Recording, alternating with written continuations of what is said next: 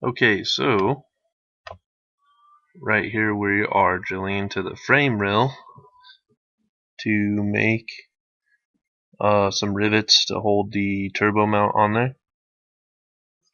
It's a riv nut, so we drilled through the frame rail and put it in there, threaded it, and then put the Maven mount on the frame of the car for the turbo.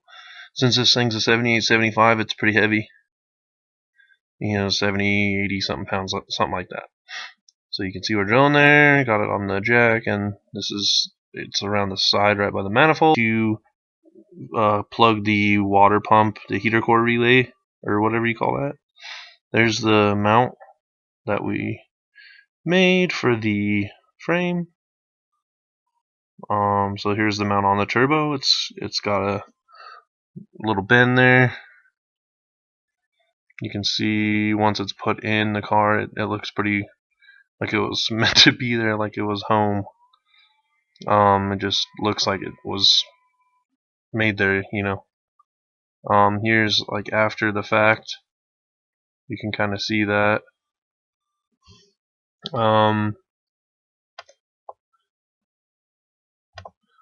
It's definitely one of those things that takes some time. You have to look at it and kind of struggle a little bit and figure out how you're going to make stuff. But after you kind of get an idea going, you can figure it out. There's that with the heat shield on for the whatever you call it. So we're kind of going with the 4-inch intercooler core.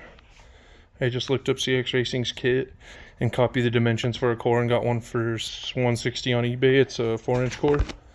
So big boy stuff. But we're going to do the cold side.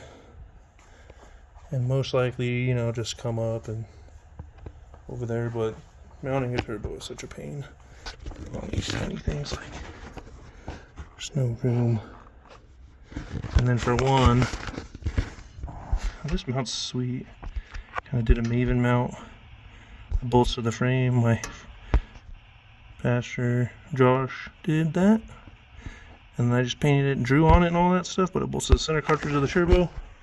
And we're just going to end up going with a 4-inch outlet, 90 up through the hood, and just do a tractor flap. That's what I'm going to do.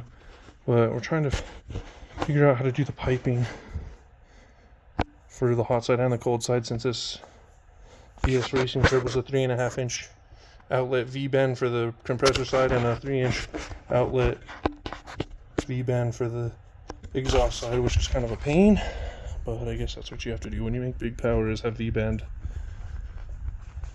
This thing's such a pain, but it's going to be so worth it. So here you can see using a bridge port to make some recessed holes for the intercooler mount on the top. We use the factory E46 crash support for the bumper.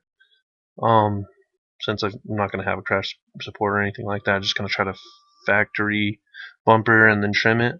But that's what he's using right now to make some recessed holes for the mount. This is the intercooler mounted. You see the bar and plate across. We weld it to the crossbar support right there for the crash support. And then you can see where that's welded and how that's put together in front of the factory pusher fan. Works pretty good.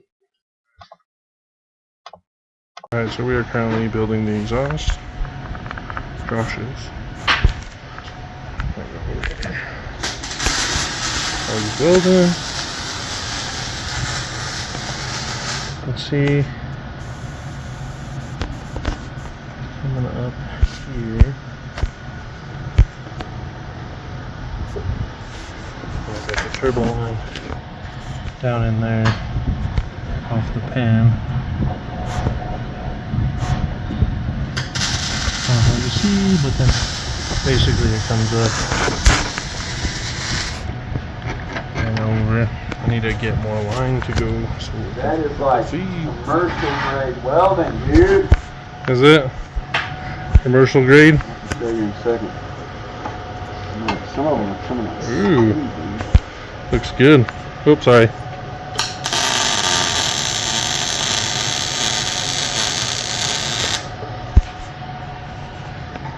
Yeah, so that's what we're doing. See how it swirls out?